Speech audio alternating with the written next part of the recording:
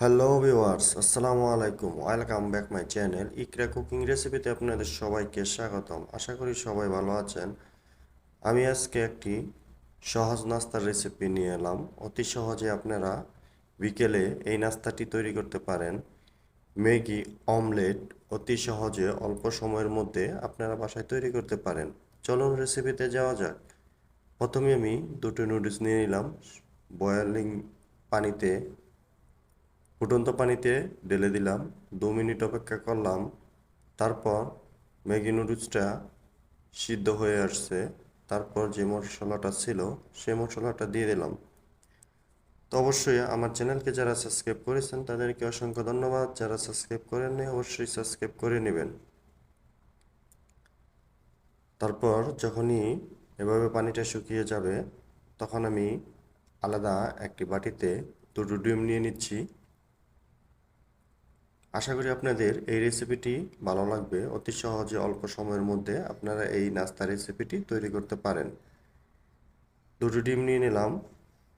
তারপর দিয়ে দিচ্ছি স্বাদ অনুযায়ী লবণ, দিয়ে এটাকে ভালো মতো ফেটে নিচ্ছি। ফেটে নেওয়ার পর দিয়ে দিচ্ছি পেঁয়াজ কুচি 2 চামচ পরিমাণ। তারপর 1 চামচ দিয়ে দিচ্ছি মরিচ কুচি, টমেটো কুচি দিয়ে দিচ্ছি 2 চামচ, ধনেপাতা দিয়ে দিচ্ছি 1 চামচ। তারপর দিয়ে দিচ্ছি ব্ল্যাক পেপার পরিমাণ মতো, দিয়ে দিচ্ছি চাট মশলা পরিমাণ মতো, দিয়ে এটাকে ভালোভাবে মিশিয়ে নিচ্ছি।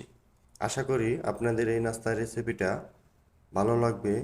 অতি সহজে অল্প সময়ের মধ্যে আপনারা বাসায় তৈরি করতে পারেন। একটি প্যানেতে পরিমাণ মতো তেল দিয়ে নিলাম। তারপর ডিমের মিশ্রণটা প্যানেতে ঢেলে দিলাম। অবশ্যই খেয়াল রাখবেন চুলার আঁচটা মিডিয়াম লো আঁচে রাখবেন যাতে করে নিচ দিয়ে পুড়ে না যায়। এভাবে করে চারিদিক ছড়িয়ে দেবেন। দেওয়ার পর যখনই মোটামুটি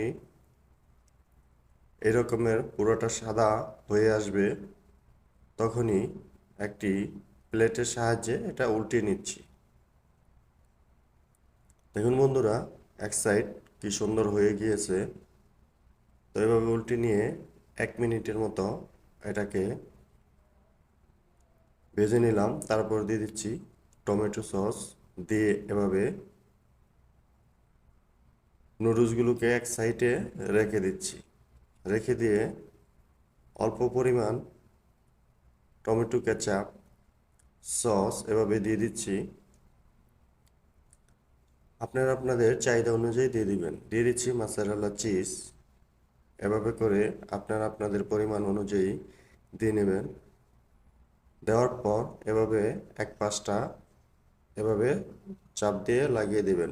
হয়ে গেল ম্যাগি অমলেট। অতি সহজে আপনারা বাসায় তৈরি করতে পারেন। আশা করি আপনাদের এই মজাদার রেসিপিটি, নাস্তার রেসিপিটি ভালো লেগেছে। যদি ভালো লেগে থাকে অবশ্যই লাইক কমেন্ট শেয়ার করবেন। আমার চ্যানেলকে সাবস্ক্রাইব করবেন, আমার পাশে থাকবেন। আবারও দেখা হবে আপনাদের সাথে পরবর্তী রেসিপিতে, পরবর্তী ভিডিওতে। ততদিন পর্যন্ত আপনারা ভালো থাকুন, সুস্থ থাকুন। আবারও দেখা হবে নেক্সট ভিডিওতে। ততদিন পর্যন্ত ভালো থাকুন। আল্লাহ হাফেজ।